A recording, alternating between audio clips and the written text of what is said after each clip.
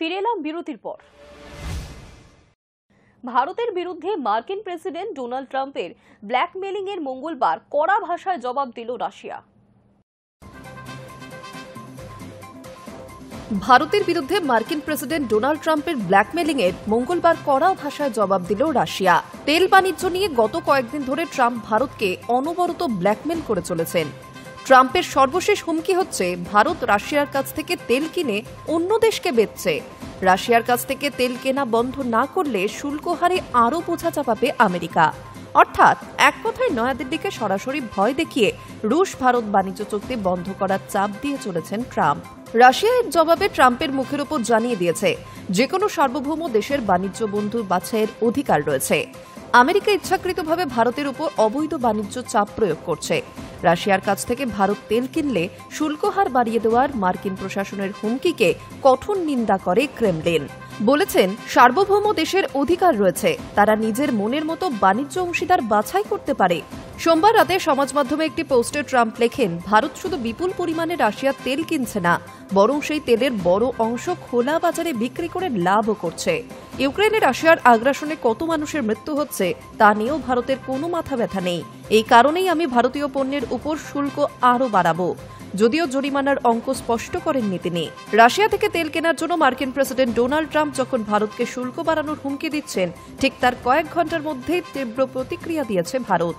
America ও ইউরোপীয় ইউনিয়নের দ্বিচারিতা নিয়ে সরাসরি আঙুল তুলেছে নয়াদিল্লি। High news network. ইরানে আবারও ভূমিকম্প। গোপনে খামেনেইয়ের দেশ কি পরমাণু পরীক্ষা করল? আমেরিকা এবং জার্মানির ভূমিকম্পন পর্যবেক্ষণ সংস্থা দেওয়া তথ্য থেকে জানা যাচ্ছে, রিক্টার স্কেলে মঙ্গলবার ভূমিকম্পের মাত্রা ছিল 5.7-এরও বেশি। উত্তরের শেমনান এলাকার পরে এবার দক্ষিণের কেরমান। 1.5 মাসের ব্যবধানে আবার ভূমিকম্পে কেঁপে উঠল ইরানের একাংশ, আর তা ঘিরেই শুরু হলো জল্পনা। আমেরিকা ও জার্মানির ভূকম্পন পর্যবেক্ষণ সংস্থার দেওয়া তথ্য থেকে জানা যাচ্ছে, রিক্টার স্কেলে মঙ্গলবারের ভূমিকম্পের মাত্রা ছিল 5.7-এরও বেশি। ভূতাত্ত্বিক কারণে ইরানে ভূমিকম্প প্রায়ই হয়, কিন্তু পরমাণু কর্মসূচি ঘিরে ইসরায়েল এবং আমেরিকার সঙ্গে সংঘাতের আবহে এই ভূমিকম্প নিয়ে শুরু হয়েছে জল্পনা। প্রশ্ন উঠছে, আয়াতোল্লাহ আলী খামেনেই মাসুদ পেজেকসিয়ানের দেশের পরমাণু অস্ত্র পরীক্ষার কারণেই কি কেঁপে উঠছে মাটি? German research centre for Jio sciences জানিয়েছে, ভূমিকম্পের উৎসস্থল ছিল ভূপৃষ্ঠের প্রায় 10 কিলোমিটার গভীরে। প্রসঙ্গত, কেরমানের বাম শহরের প্রায় 30 কিলোমিটার দক্ষিণের ওই জনহীন এলাকায় ইরান ফৌজের রেভলিউশনারি গার্ড বাহিনীর একটি শিবির রয়েছে। ক্ষেপণাস্ত্র মজুত কেন্দ্র। ঠিক যেমন গত জুন মাসে ভূকম্পনের শিকার সেমনানে ইরান ফৌজের ক্ষেপণাস্ত্র কমপ্লেক্স এবং স্পেস সেন্টার রয়েছে। প্রসঙ্গত, আরব এবং ইউরেশীয় টেকটনিক পাতের সংযোগস্থলে রয়েছে ইরান। সেই কারণে সেখানে বছরে গড়ে 2100টি ভূমিকম্প হয়। তার মধ্যে 15 থেকে 16টি কম্পনমাত্রা 5 বা তার বেশি হয়। 1966 থেকে 2015 সালের মধ্যে ইরানে 96,000 ভূমিকম্প হয়েছে। বিশেষজ্ঞরা বলছেন, পরমাণু পরীক্ষার সময় মাটির নিচে বিস্ফোরণ হয়, সেখান থেকেই টেকটনিক শক্তি নির্গত হয়, এর ফলে ভূমিকম্প হতে পারে। তবে পরমাণু বিস্ফোরণজনিত কম্পন এবং ভূমিকম্পের মধ্যে ফারাক করতে পারেন ভূবিজ্ঞানীরা। এখনো পর্যন্ত কোনো দেশ বা আন্তর্জাতিক সংগঠন তেহরানের বিরুদ্ধে পরমাণু পরীক্ষার অভিযোগ তোলেনি। প্রসঙ্গত, গত 13 জুন ইরানের বিভিন্ন পরমাণু কেন্দ্র এবং সামরিক ঠিকানায় বিমান ও ক্ষেপণাস্ত্র হামলা চালিয়েছিল ইসরায়েল। সেই অভিযানের পোশাকি নাম ছিল অপারেশন রাইজিং লায়ন। এরপরে 22 জুন ভোরে ইরানের 3 পরমাণু কেন্দ্রে বোমা বর্ষণ করেছিল আমেরিকার B-2 বোমারু বিমানগুলি। High news network. ইমরান সমর্থকদের বিক্ষোভের জেরে আবারও অশান্তি পাকিস্তানে। ধৃত শতাধিক, জারি 144 ধারা। 2023 সালের হিংসায় জড়িত থাকার অভিযোগে গত সপ্তাহে ফয়সালাবাদের বিশেষ আদালত ইমরান পিটিআই এর পার্লামেন্টের নেতা ওমর আয়ুব সহ 200 জন নেতাকর্মীকে 10 বছরের জেলের সাজা দিয়েছিল। পাকিস্তানের প্রাক্তন পাক প্রধানমন্ত্রী ইমরান খানের দল পাকিস্তান তেহরিক-ই-ইনসাফের বিক্ষোভের জেরে অশান্তি ছড়ালো লাহোর, বহওয়ালপুর, পেশোয়ার সহ বিভিন্ন শহরে। পরিস্থিতি সামলাতে জারি করা হয়েছে 144 ধারা। মঙ্গলবার পিটিআই এর শতাধিক কর্মীকে গ্রেফতার করা হয়েছে। 2023 সালে হিংসায় জড়িত থাকার অভিযোগে গত সপ্তাহে ফয়সলাবাদের বিশেষ আদালতে ইমরান পিটিআই এর পার্লামেন্টের নেতা ওমর আয়ুব সহ 200 জন নেতা কর্মীকে 10 বছরের জেলের সাজা দিয়েছিল।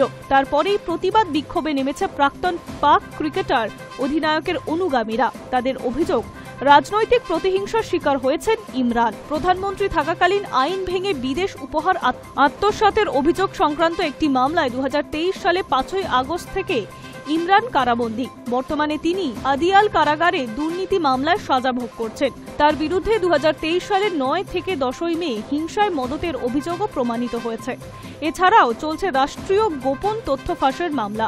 প্রসঙ্গত, 2023 সালে মে মাসে ইমরানের গ্রেফতারির পরে তার সমর্থকেরা ধারাবাহিকভাবে হামলা চালিয়েছেন পাক সেনার উপরে। রাওয়ালপিন্ডির সেনা দফতর, পাক সেনা লাহোরের কোর কমান্ডের বাড়ি, করাচি, পেশোয়ারের সেনা শিবির আক্রান্ত হয়েছিল। তছনছ করা হয়েছিল কয়েকটি জনসেনা কর্তার বাসভবন। এমনকি গুলি চালানো হয়েছিল সেনার ওপরে। ওই ঘটনায় অশান্তি বাঁধানোর অভিযোগে হাজারেরও বেশি ইমরান সমর্থককে গ্রেফতার করেছিল পাক সেনা, রেঞ্জার্স এবং পুলিশ বাহিনী। High news network. বাংলা ছবিকে বাঁচাতে মুখ্যমন্ত্রীকে চিঠি প্রসেনজিৎ আর দেবের। ডাকা হলো জরুরি বৈঠক। মন্ত্রী অরূপ বিশ্বাসের তরফে জরুরি বৈঠক ডাকা হয়েছে। নন্দনে 7 তারিখ দুপুরে এই বৈঠক। বাংলা সিনেমা হলেই বাংলা ছবিকে কোণঠাসা করার গন্ধ পাওয়া যাচ্ছে কিছু বছর ধরেই। কিছু হিন্দি ছবির ডিস্ট্রিবিউটর শর্ত দেন, একটা বড় হিন্দি ছবি মুক্তির সময় সিঙ্গেল স্ক্রিনে 4টে শো দিতে হবে হিন্দি ছবিকে। তারা বাংলা ছবির সঙ্গে শো ভাগ করবেন না। অগাস্ট মাসে ওয়ার 2 মুক্তি পাবে, সঙ্গে রয়েছে ধূমকেতু। ক্রমশ বাংলা ছবির হাত থেকে প্রাইম টাইম শো ফসকে যাচ্ছে। এই পরিস্থিতিতে প্রসেনজিৎ চট্টোপাধ্যায় দেব, প্রযোজক শ্রীকান্ত মাহাতা, প্রযোজক নিষ্পাল সিং রানে, পরিচালক অভিনেতা কৌশিক গঙ্গোপাধ্যায় আর পরিচালক অভিনেতা সৃজিত মুখোপাধ্যায় সরাসরি চিঠি দিলেন মুখ্যমন্ত্রীকে।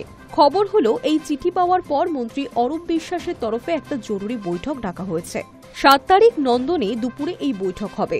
চিঠিতে বাংলার 2 তারকা লিখেছেন, আজ বাংলা চলচ্চিত্রের এক গভীর অসম্মানজনক পরিস্থিতিতে আপনার শরণাপন্ন হতে বাধ্য হচ্ছি আমরা। বাংলা সিনেমার তরফ থেকে এক প্রকার ভাষা আন্দোলনের গুরুত্বপূর্ণ পদক্ষেপ এটি। বেশ কিছু বছর ধরেই বড় বড় হিন্দি ছবি রিলিজের সময় মুম্বাইয়ের প্রযোজক পরিচালকেরা কঠোর শর্ত দিচ্ছেন বাংলা সিনেমা হলগুলিকে, যে সঙ্গে কোনো বাংলা ছবি চালালে তারা হিন্দি ছবি চালাতে দেবেন না। মহারাষ্ট্রে, পাঞ্জাবে বা দক্ষিণ ভারতে তারা এমন কোনো শর্ত দেওয়ার ধৃষ্টতা দেখান না। বাংলার ক্ষেত্রে আমাদের হল মালিকরা এই কারণেই বাংলা ছবি বাতিল করে ওই হিন্দি ছবি চালাতেই বাধ্য হচ্ছেন বারংবার। আপনি এই অসম্মানের লাগাম না ধরলে আমরা কোনোদিনই মাথা তুলতে পারবো না। নতুন বাংলা ছবি বারংবার রিলিজের সময় হল না পেয়ে মুখ থুবড়ে পড়বে। এই বাংলা আমাদের, ভাষা আমাদের, বাংলা চলচ্চিত্র আমাদের অহংকার ও ঐতিহ্য। আপনার শরণাপন্ন আমরা। বাংলা সিনেমা দিনে যথাযথ প্রাইম টাইমে চালানোটা সারা বছর বাধ্যতামূলক হোক আমাদের সব সিনেমা হলেই। বাংলা সিনেমার সংকট মোচন হোক বাংলার সর্বোচ্চ অভিভাবকের হাতে। সামনেই দেব অভিনীত ধূমকেতু ছবির মুক্তি রয়েছে। সেক্ষেত্রে প্রশাসনের হস্তক্ষেপে কি সিদ্ধান্ত হয় তার দিকে তাকিয়ে রয়েছে পুরো Tollywood. Hi news network. News today এখনকার মতো এই পর্যন্তই। দেখতে থাকুন হাই নিউজ, নির্ভীক, নিরপেক্ষ।